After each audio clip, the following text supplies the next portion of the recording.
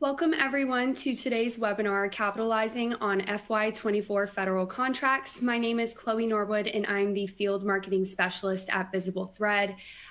I'm thrilled to introduce Jennifer Schaus, Principal of Schaus and Associates, to all of you. Jennifer, how are you today? Hey, Chloe, I'm great. It's wonderful to be with you guys today. Yes, wonderful to have you. So before we begin, I'd like to just do a few housekeeping notes. First, I would like to note that our optimized podcast is streaming now on all major podcast platforms, including Apple Podcasts and Spotify. This series of episodes is hosted by Ton Wilson, President of Intellect. Our Founder Insights episodes are hosted by Visible Thread CEO Fergal McGovern.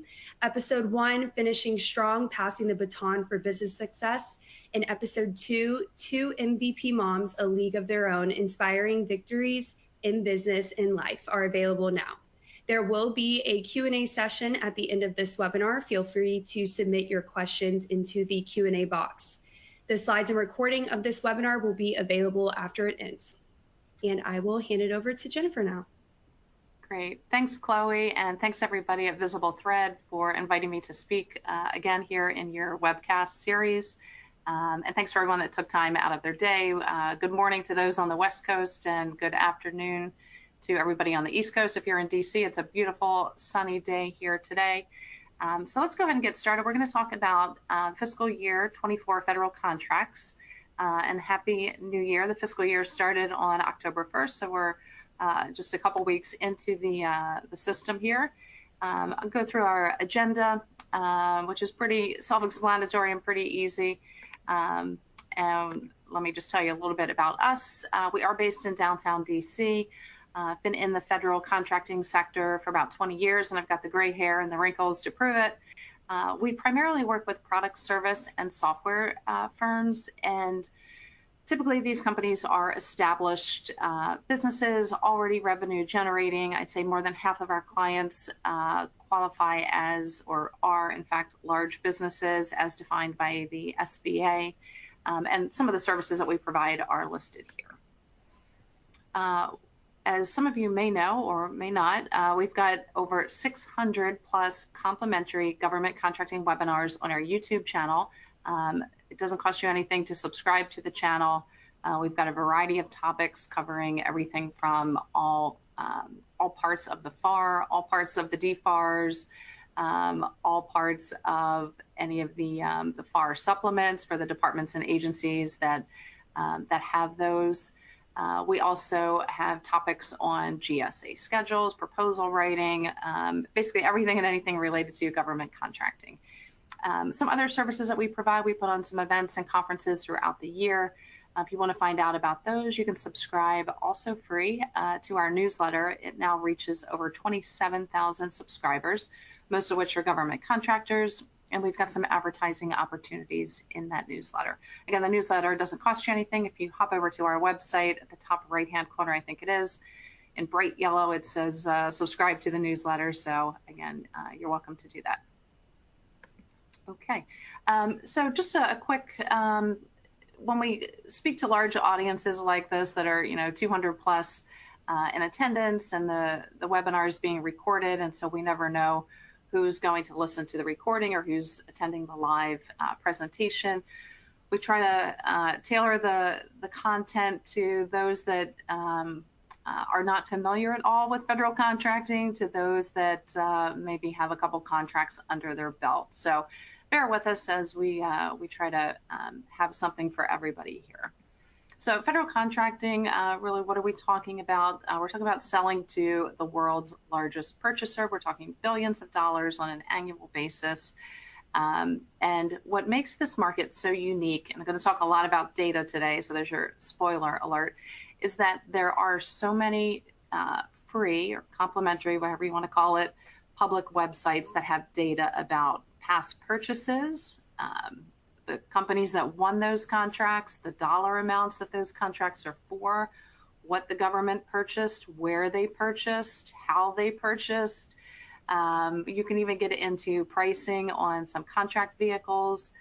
You can look at future purchases, so acquisition forecast. There's no other sector out there like it. So if you have all of this data, you can easily, maybe easy is not the right word, but you can equip yourself with using that data to make good and smart decisions. So as I've got here, you can leverage the historical data to look at contracting trends, again, competitors, as well as potential partners. And just keep in mind that that data is out there, and it should be used. If you're not using the data, then you will not be successful in this market. And you also need to know the rules. So the rules are going to be understanding the FAR, the Federal Acquisition Regulations. These are the procurement policies and regulations that the federal government must abide by when doing business with vendors. So there are 52 parts of the FAR, and they range in topics from subcontracting to market research. So if you want to, I'll say, reverse engineer and understand how the government conducts market research when they are going to purchase, insert whatever your product, solution, or software is, conduct market research when they are getting ready to purchase widgets or software or IT services, or more specifically, cloud services or health IT services or medical products, whatever it is, they need to again, abide by the FAR. So you don't need to be a government contracts attorney, but you should be familiar with what the FAR is. We've got a link on our website to all the components and the parts of the FAR. And the most important piece here is that relationships matter. So everything above that last bullet point can more or less level the playing field. Everyone's going to have access to the same data. Everyone has access to all of the information that's out there, all of the knowledge, again, levels the playing field. What's going to set you apart from other businesses are the relationships that you have. Okay, as I mentioned, we are a couple weeks into the new fiscal year. It runs October 1st to September 30th. So you want to understand when, how much, where, all of these different aspects of government contracting that the government is purchasing. So again, it's public knowledge. Go and get it, use it to your advantage so that you are proactive and not reactive. You need to understand the buying cycles as well. So in Q4, which is going to be July, August, and September, that's the federal Q4, that's when we're going to see most of the spikes in purchases. So the government has a use it or lose it purchasing methodology, we'll say. So they need to spend any dollars that have been allocated via the federal budget during that fiscal year. Otherwise, the next fiscal year, those dollars will be extracted or removed from their budget. So again, this is a lot of times why we see the largest purchases or the big spikes in purchasing in that Q4. So you want to make sure that you're positioned for success in Q4 by having contract vehicles and some other components and strategies in play for federal contracting. As I noted here, you just want to understand the buying process. Again, understand who is influencing the procurement. That should be you, but you also really want to understand the players. What's the difference between a contracting officer versus a program manager versus the OSDBU or OSBP? Also, the National Defense Authorization Act, that comes into play every year. You should be cognizant of that and how that impacts defense spending as well as various regulations. Okay, and so the better that you can understand your client and putting yourself in their shoes, the more successful that you'll be. And some of this I've already spoken to. And yes, the federal government is risk averse, meaning that they want to do business with entities that they know, they like, and they trust. And there are ways, if you are a small business, or if you're a new business, or if you're not a known entity, that you can, there are strategies that you can use to make the government more comfortable with you. There are strategies that you can use to make yourself more credible, more trustworthy, to then make it easier for the government to purchase from you. You also want to keep in mind all of the partners, competitors. Sometimes we call them competimates. And I'm sure somebody out there, one of my colleagues in the government sector has coined that term. But keeping in mind that just because you think a company is providing the same exact product, service, or software or solution that you are, doesn't necessarily mean that they are a direct competitor. They may have a footprint in a different department or agency than you do. They may have a different relationship. They may have a slightly different skill set. They may have different certifications. Their business may potentially be for sale. I mean, I guess we all are for the right price. So there are ways that you could potentially form a joint venture. You could subcontract to them. They could subcontract to you. There could be mentor-protege programs. There's a lot of different ways to be strategic in government contracting to either reduce your competition or form a teaming arrangement with them to keep them somewhat out of the competition so that each of you is going to win something. And just other things to keep in mind. And we'll talk about them later in the presentation. I also, because a lot of what I'm going to talk about today is related to data and the data that's available in this sector, I just want to bring your attention to GovSpend. GovSpend has incorporated data. They purchased FedMind, which is a company, in 2021. And so now GovSpend has a platform that allows you to get access to not only federal, but state, local, and education markets. So the point is not that. The point is that you should be using data to make decisions. And so looking at past performance, a lot of times when we hear the word past performance, most companies are thinking of it in relation to themselves, their own past performance. But you should also use it as a way to understand your customer and understand how they are potentially going to purchase in the future. So one way to do that is to go back and look at fiscal year 23. So that just ended on September 30th, so about a month ago. And I just pulled some data from one of the most recent blog posts about federal contracting on the GovSpend website. So you can see here who the top purchasers are from the last several fiscal years.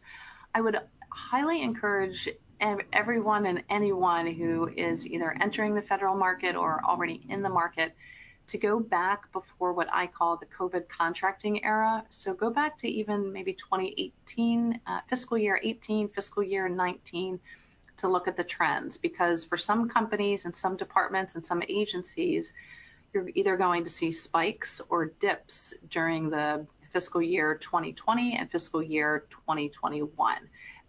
Based on the mission statement of that department or agency. So if it was medical related, then you're probably going to see some spikes in purchases. So the main suspect there, obviously HHS, but some other departments and agencies may not have spent as much due to, again, that COVID contracting era. So if you're looking at data to make decisions and use it as kind of a predictive analysis tool, which I highly encourage you to do, you want to make sure that you're getting a full snapshot and not just what happened during COVID or not just what happened even last fiscal year. So keep in mind the external factors that impact the numbers, things that are happening in the world, money that the military is using for countries outside of our own, and those factors. So the top industry codes, again, this is fiscal year 2023. And keep in mind that the Department of Defense is always 90 days, so usually about 3 months late in reporting. And that's on purpose just for security reasons. So even keeping in mind, let me just go back to that last slide.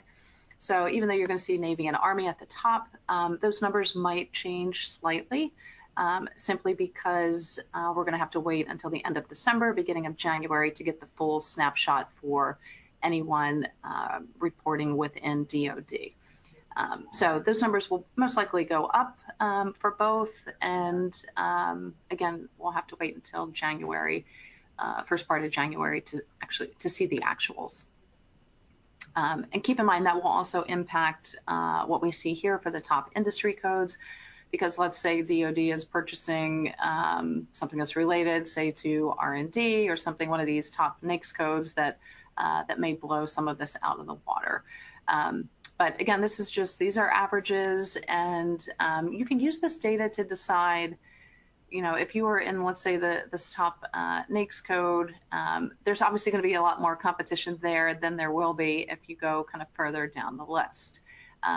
So keep that in mind, but again, use the data to determine where you will have the path of least resistance. Place of performance doesn't really matter as much anymore. I mean, it certainly can impact the sale if you're there physically talking to program managers and influencers for the solicitation.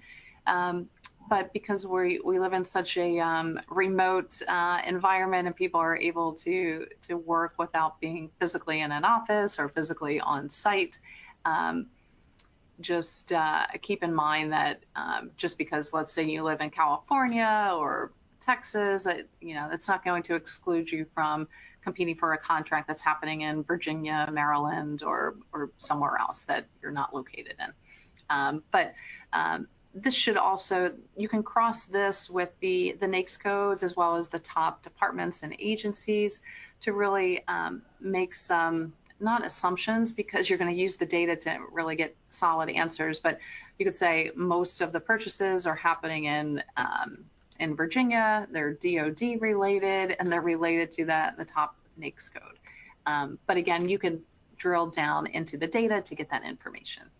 But this is still from the blog post talking about the top contractors that are featured. And so Lockheed Martin, Big Pharma's in there, of course, McKesson, Humana, TriWest Healthcare, Booz Allen. So the usual suspects are there. Those are typically your big DoD contractors. And just as an aside, we've got a complimentary webinar series that we've done on the top 40 contractors. It's on our website under top 40. It's every Wednesday at 12. And then a piece here that GovSpend did on looking at how many small businesses won direct contracts. And it looks like it's almost at 22%. So again, use the data. And then if you're looking for the fiscal year 23 report, which will be conclusive and comprehensive, because there's no, we're not kind of in a holding period as we are now with DoD numbers, but that link there is active, and that'll take you over to fiscal year 2023. So again, just the importance of data, I cannot stress enough, and making sure that you are targeting a solicitation and not just an agency or not just a department or not just the federal government. If so, then you're just being reactive, and that's not going to work. Okay, so let's go ahead and dig into the best practices. And I've got about 9 of these. I could probably come up with 109, but again, trying to ensure that we've got kind of something for everybody here and being concise. So again, use the data to make decisions. It's public data. You can go to sam.gov, FPDS, the Federal Procurement Data System. You can go to USA Spending. You can go to some of the GSA sites to look at pricing, to look at vendors. You can go to sam.gov, or you can use, there's more than a handful of paid data aggregators that will typically charge a monthly subscription to help you understand who is buying your product, how much, when, where, all of that data that we just looked at from GovSpend. And in fact, they are one of the data aggregators that's out there. So shop around. There's a lot of differences in pricing and platforms, and it just depends on what works for you and your budget, and which platform is easy to navigate. Otherwise, you can DIY, do it yourself on the public sites. The main point is make sure that you are using the data. With that data, then you want to create an actual business plan. And if you don't have a product solution or something that you want to provide, and you are just thinking about starting a business, then you can use some of that data to reverse engineer and determine who, again, is buying your services or your product. where the path of least resistance is. If you are a small women-owned business, where your chance is going to be the best, what departments and agencies are doing well on the SBA scorecard, and what departments or agencies might need to get their grade up. So again, use that data to have an actual plan. That plan will keep you accountable. It will keep you focused, and you should have a kind of a timeline on when certain, you should have metrics in that business plan. So month 1, we're going to accomplish X, Y, and Z. Month 2, or by quarter, or however it is. So just make sure that it's actionable and measurable. Contract vehicles. Keyword here being strategic. There are many contract vehicles that are out there.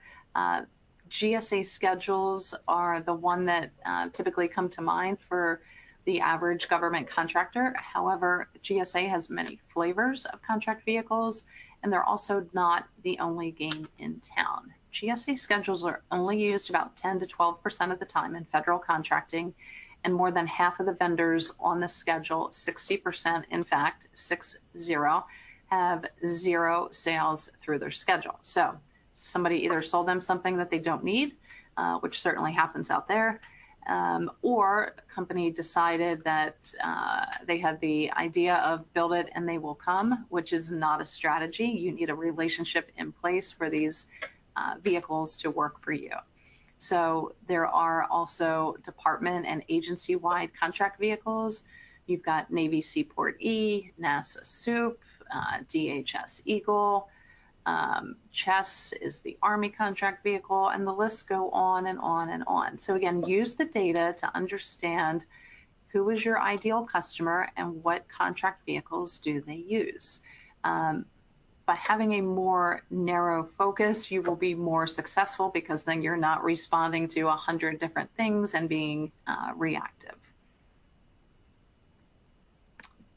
Okay, number 4, we'll talk now about set-aside designations. And these are also, you want to focus on being strategic here. So the women-owned, veteran-owned, hub zone, 8A, and all of the other designations are more or less check boxes that the government must, the government has goals to meet these requirements. And so your reference point here, I would direct you over to the SBA scorecard. And this is, again, public data that you can use to understand which departments and agencies have done well with meeting their set-aside goals, and which perhaps need to bring their score up.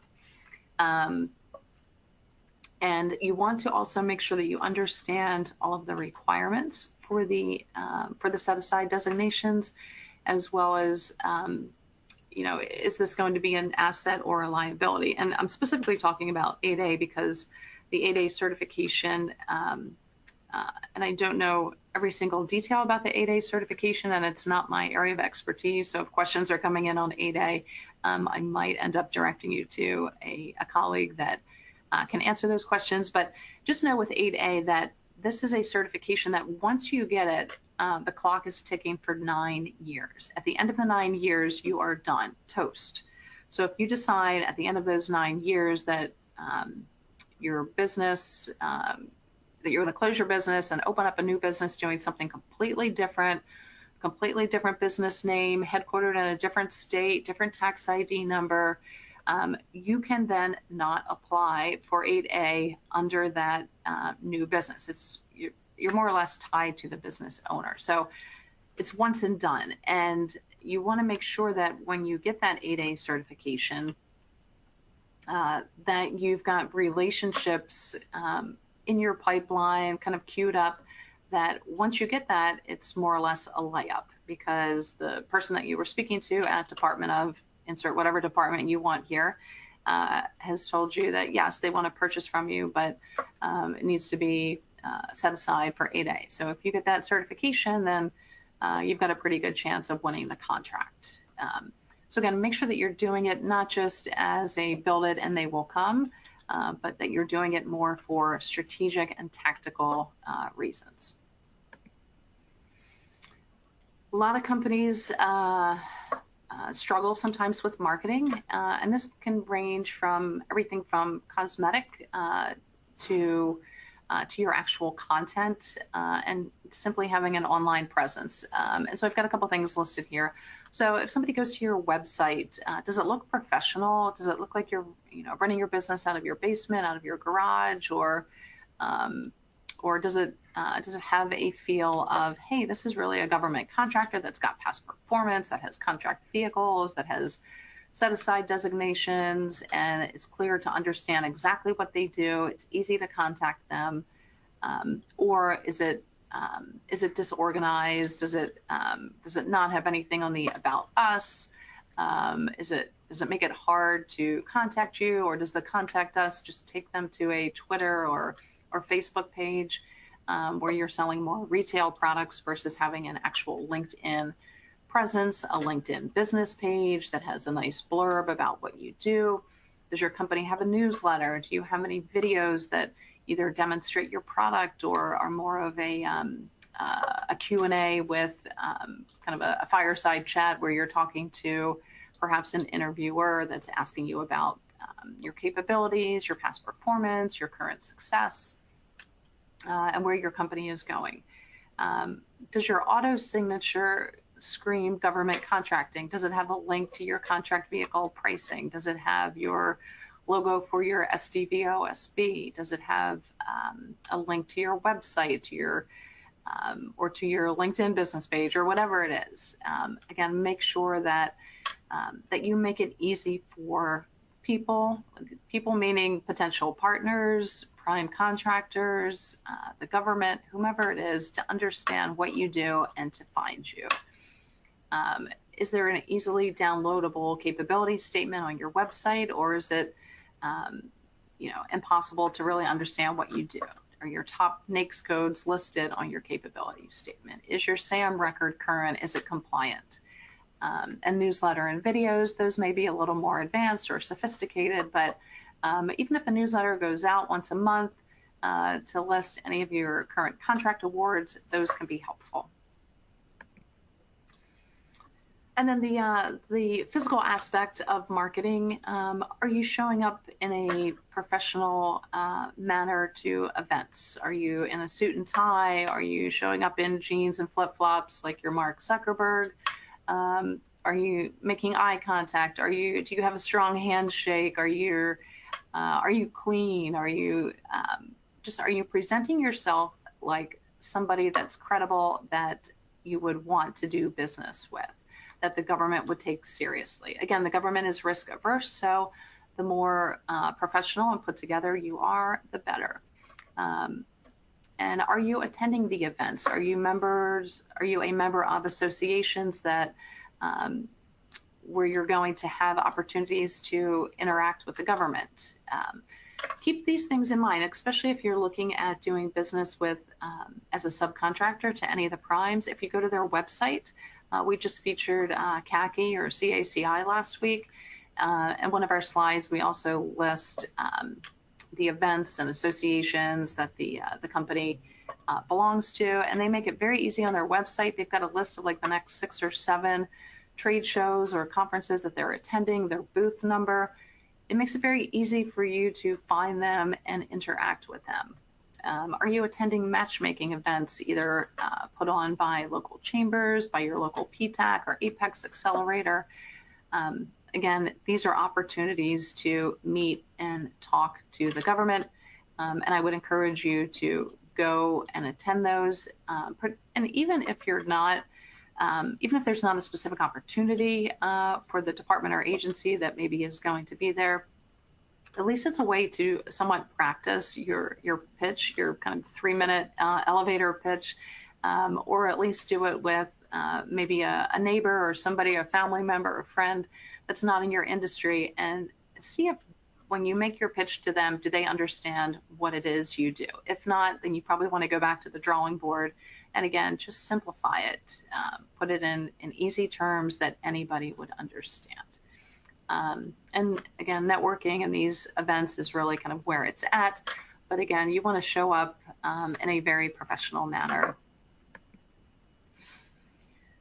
And all of this will, in some ways, make it easy for the government to find you and purchase from you. But again, on your website, in your auto signature, in your capabilities statement, does it stand out? Is it easy to extract? This company is in providing cloud computing services, or this company is providing janitorial services, and I need to contact Otis at Otis at abccompany.com, and he's going to be the best janitorial provider that we've ever had, and he's on the GSA schedule, and he's also service disabled, veteran owned.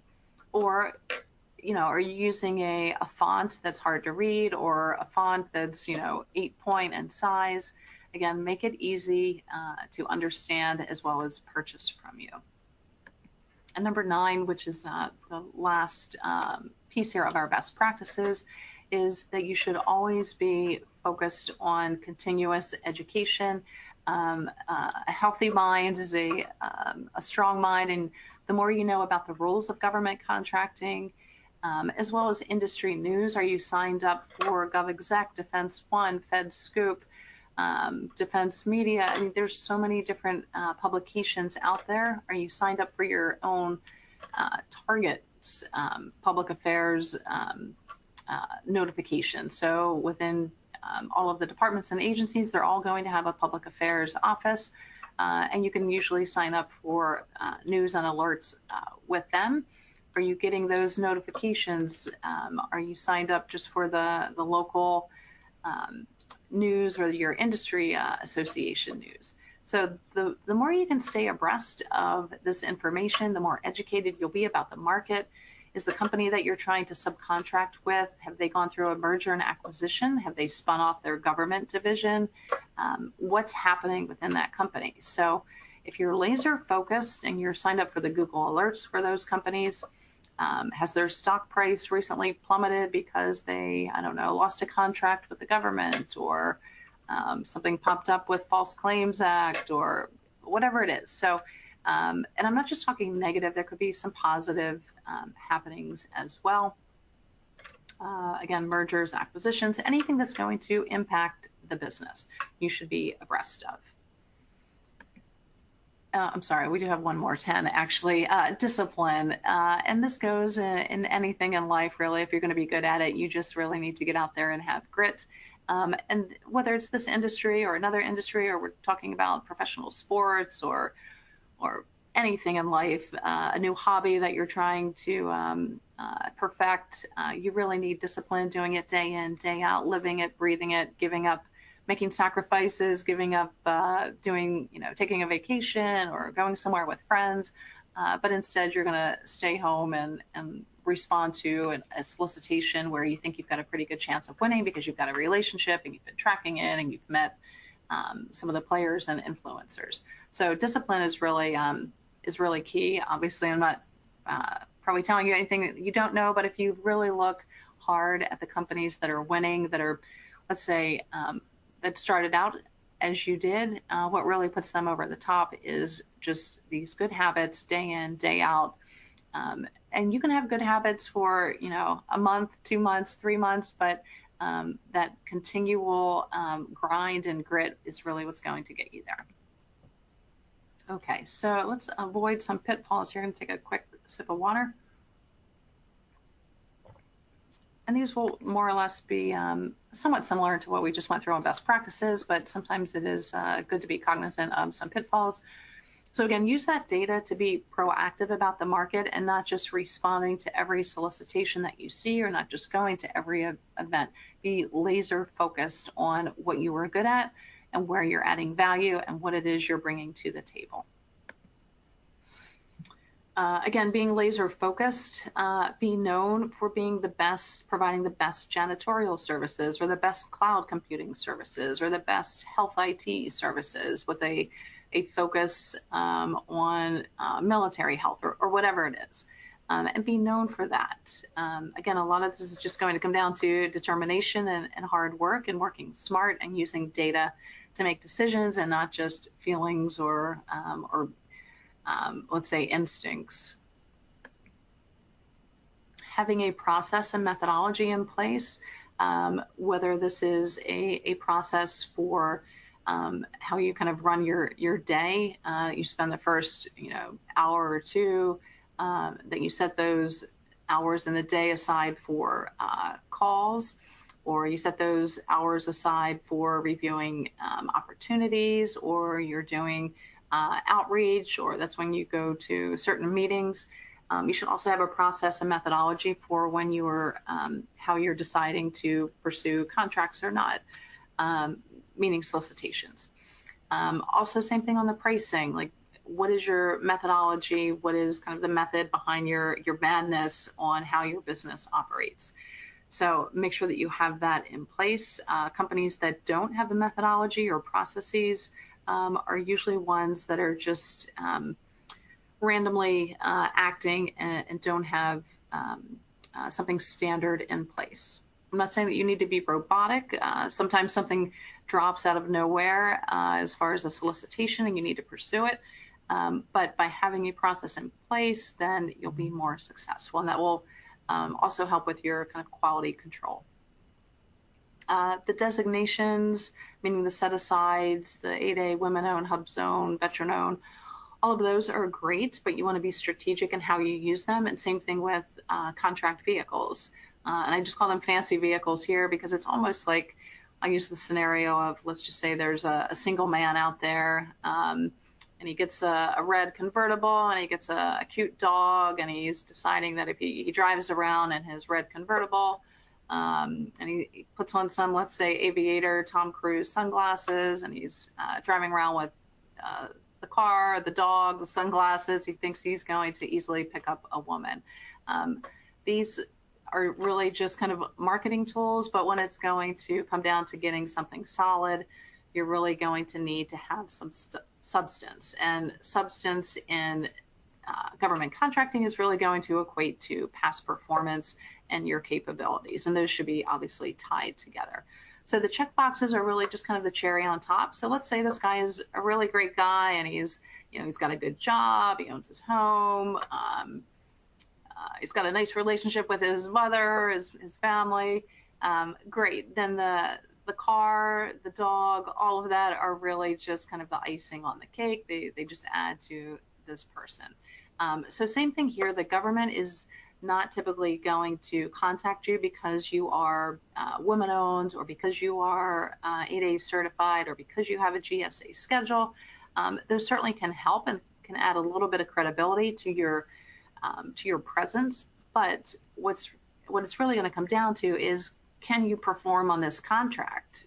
Do you have the capabilities, and does your past performance speak to those capabilities that the government is looking for? So make sure that when you get these set-aside designations, or you get certain contract vehicles, that it's for a reason, that it ties to the opportunity that you are pursuing. Okay, and then just leveraging tools, and then we'll wrap up with some conclusions, and I think we're okay with time for some Q&A. And I believe if anybody has questions, I think you can start typing them in now. I think there's a dialog box. For me, it's on the right-hand side. So again, data is always changing. So as I mentioned, the DoD is 3 months late in their reporting.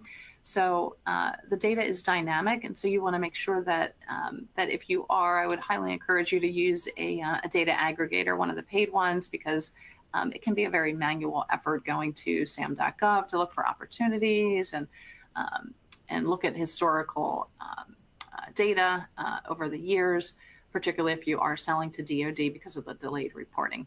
And you also want to use data for benchmarking, where, if you look at pricing, let's say on GSA schedule, just to get an idea of where certain companies have their pricing for services or products that you're providing. Are you kind of falling in line with these prices? That should, as kind of a separate note, if you are considering getting onto, let's say, GSA, you should do that homework up front to make sure that that this will be a profitable venture for you. If not, then perhaps you want to go elsewhere. But you can still use that data just to really get a general understanding of where a company's pricing is. The website for that is going to be buy.gsa.gov.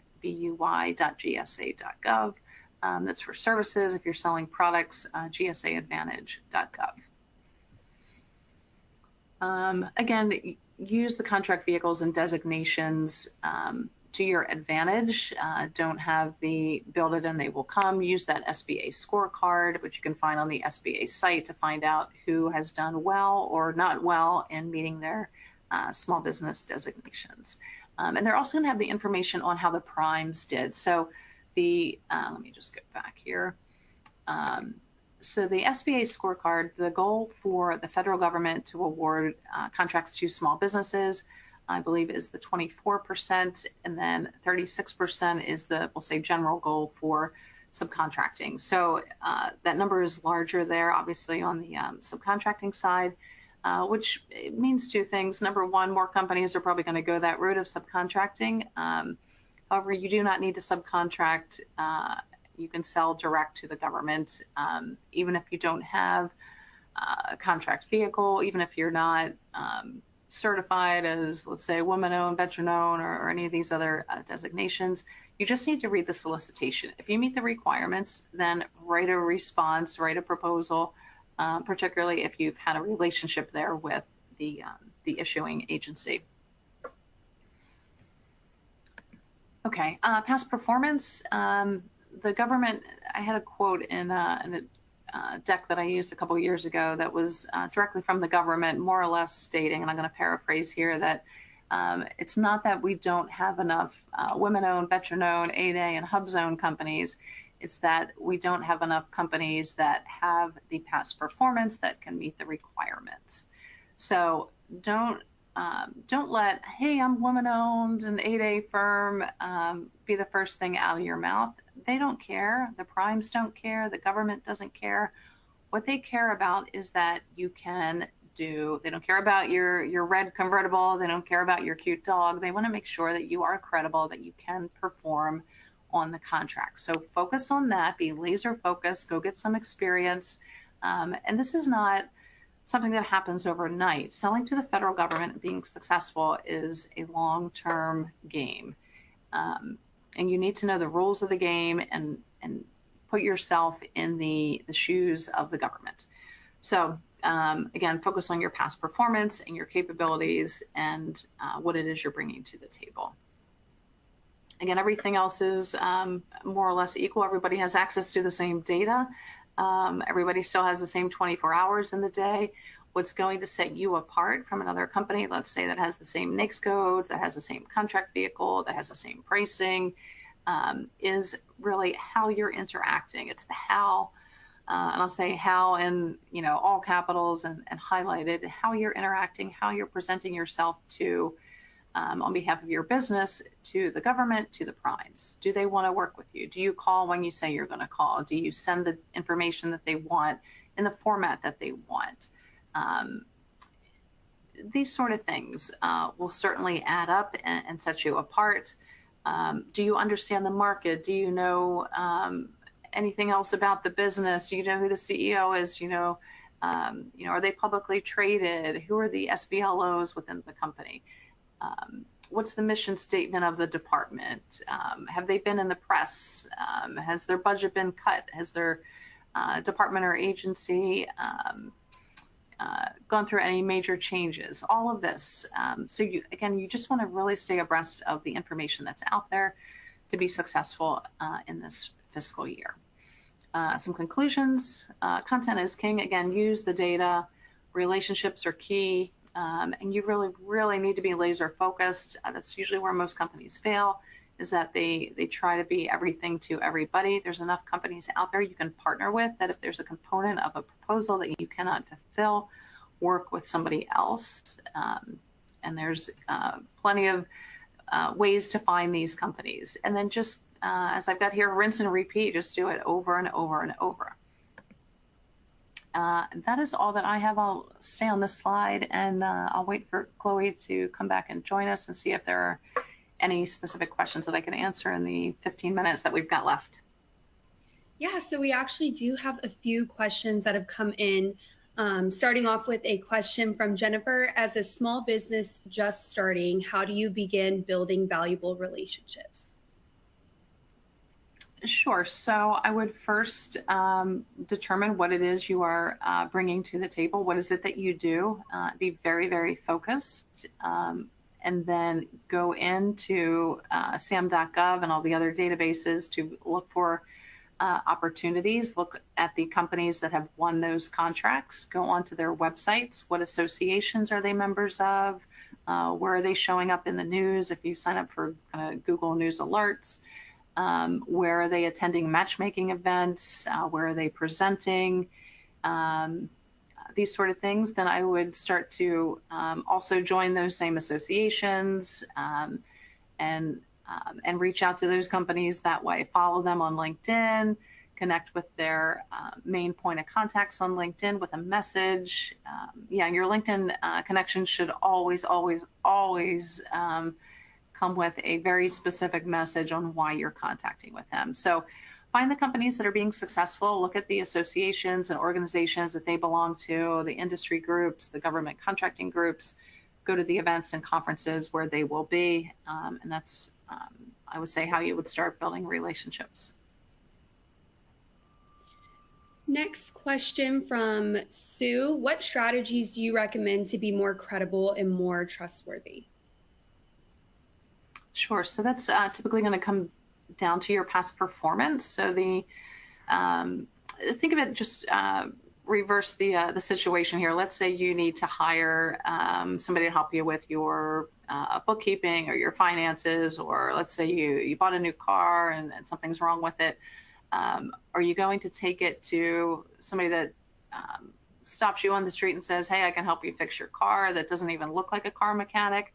Or are you going to go somewhere that says, over 50,000 customers served each year, and we specialize in, I don't know, Mercedes or whatever it is you're driving.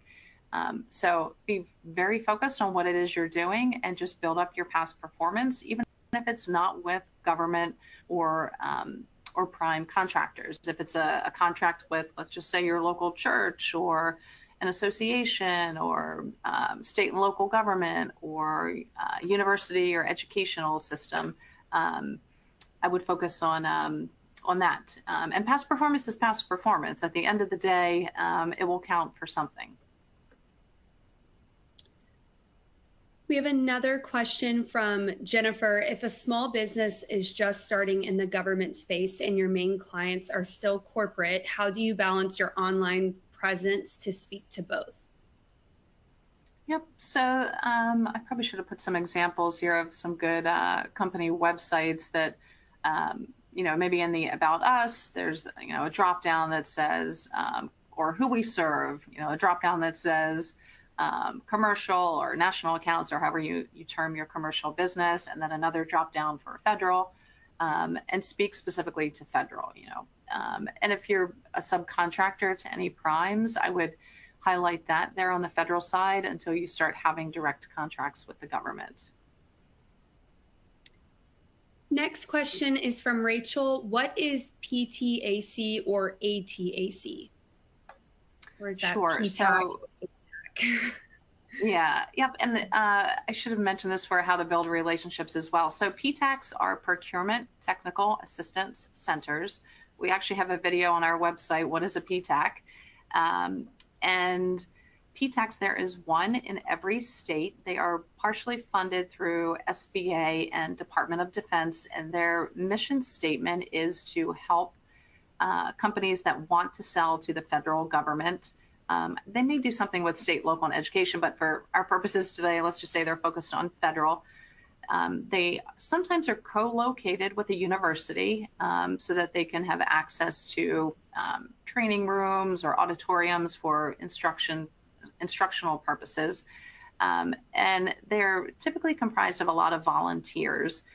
So often I'll teach classes at the Virginia PTAC and others on GSA schedules or government contracting marketing, but they offer training, they offer one-on-one counseling. So if you are new to federal contracting, I would say this is probably your first stop to make.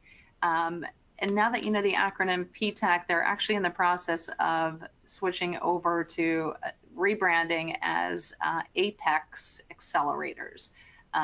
Apex is not an acronym for anything. It's just Apex, the top of the pinnacle. But again, same functionality. Some states will have more than one PTAC. It just depends on the number of government contractors and the demand in that state. But they're oftentimes complimentary or very, very, very minimal fee to attend their events or work with them. We've got a list of all the PTACs on our website, segmented by state, so you can easily find where yours is. But they're a great resource also, I should say, for matchmaking events and conferences where you'll often find government and prime contractors. So that's another great way to start building relationships. And then we have one last question. What is the best way to contact the agency contracting officers? Okay, so I'm going to give you some tough love here.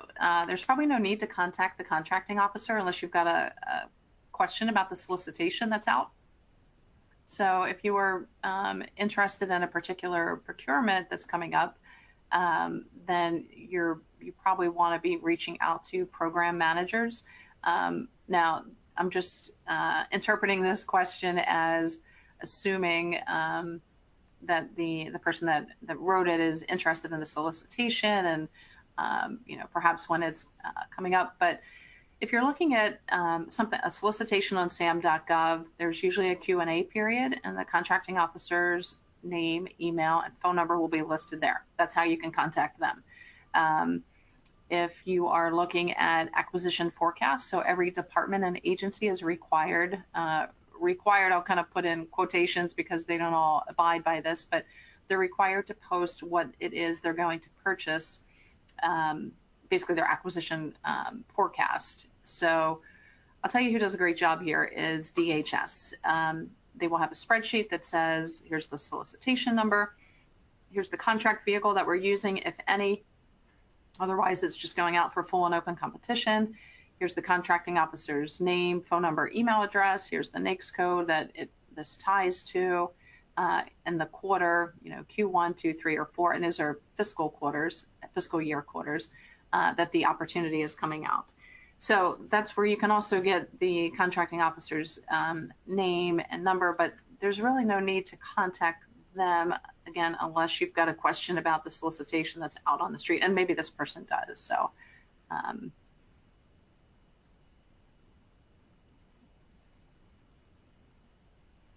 okay, so one last question from Stephanie. She says, you mentioned GSA Advantage. Can you state the other one, something close to regarding leveraging tools? It was something you stated earlier. Sure. I think what I was talking about, just data and benchmarking and looking at other companies and their pricing. So GSA Advantage, again, this is just one little slice of government contracting, but if you go onto the GSA Advantage website, if you're selling products or software, that would be your starting point to look at who are other companies, who are some of the other companies. Again, this is a very narrow piece of the pie that are selling similar products and software, and what kind of price points are they at. If you're selling services, so you've got job titles, labor categories, LCATs, whatever you want to call them,